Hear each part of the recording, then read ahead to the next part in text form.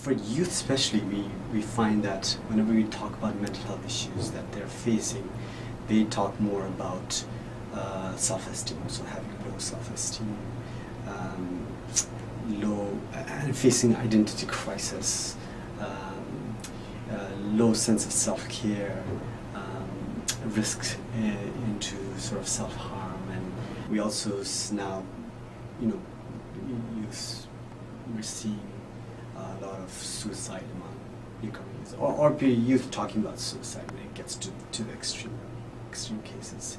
And then there's variation by different newcomer youth groups itself. Some are much more vulnerable. So if you look at youth who came as refugees, who've experienced protracted forced migration or living in refugee camps or traumatic events, then trauma-related mental health issues, where PTSD including, becomes very prominent. Second most important risk factor is, I would sort of lump them together, they're all related. It's discrimination, particularly racism and race-based discrimination, social isolation and social exclusion.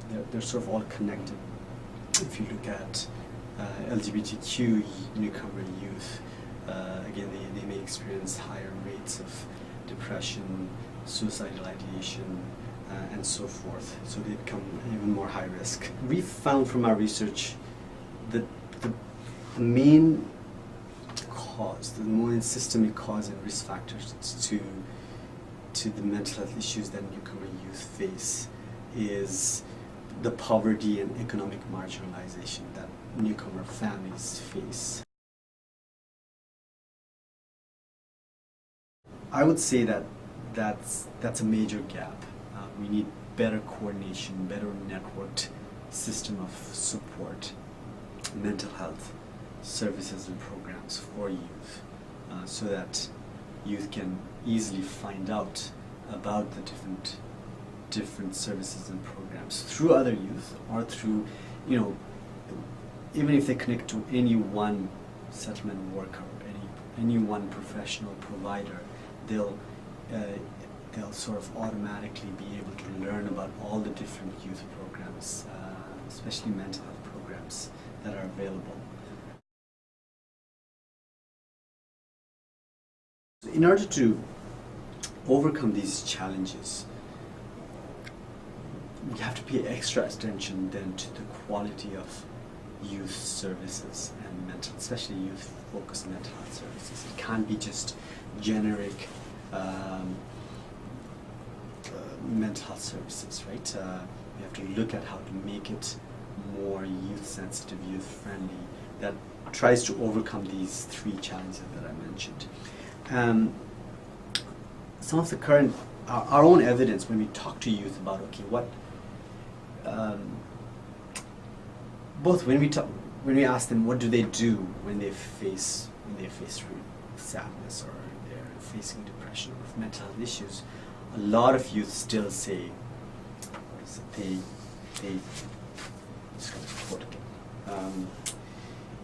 most youth, when we ask what they do when they're facing mental health services, say that they either pray, they sleep it off, or they cry when they're feeling down, right?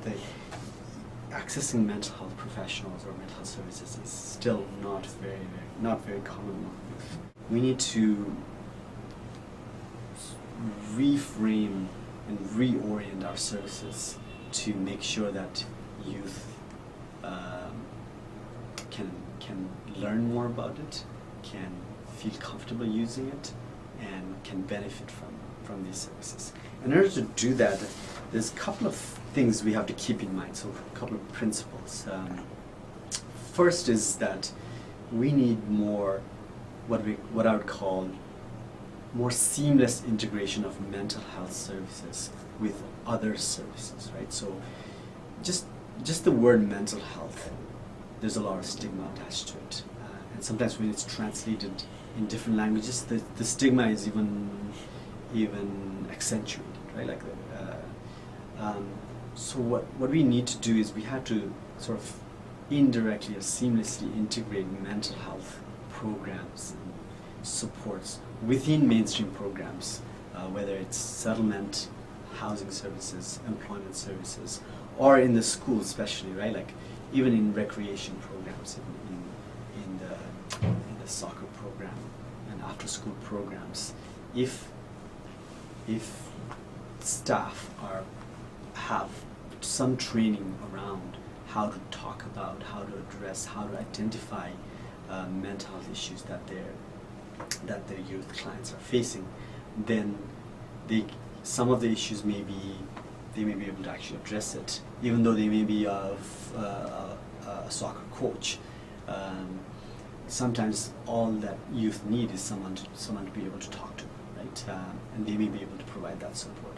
But if not, they may be able to identify youth that may be at risk at facing certain mental health issues, whether it's depression or trauma, and be able to make the right referrals in a very sensitive way. And if youth trust these other providers, whether they're, again, doctors or a coach or a teacher, and someone who they trust can say, look, in a very youth-friendly way, that what you're facing is a little more serious, and that there is a lot of good support system in Canada for you to be able to talk about it, and I can make a referral. So if that can be integrated, again, seamlessly across all programs, I think we will be able to overcome almost all of the three challenges that I mentioned about youth not even knowing that they have mental issues, not being able to talk about it, not being able to access services, right? There are good programs like Connect, youth assisting youth that have good track record of showing that it actually works, and it's youth really value that. It's just that we need more of this. Every agency should have a youth-friendly space that Newcomer youth can come and just chill out. That's the word that a lot of Newcomer youth always say. We just need a place to chill out. It doesn't matter how we're doing in school. It's a place to just hang out and have fun things, do fun things, meet other youth, right? It's youth-friendly space is so crucial for young people, because every other space apart from school is very adult-dominated, right? So having that space is very important, both in terms of just chilling out, relaxing, and meeting other youth.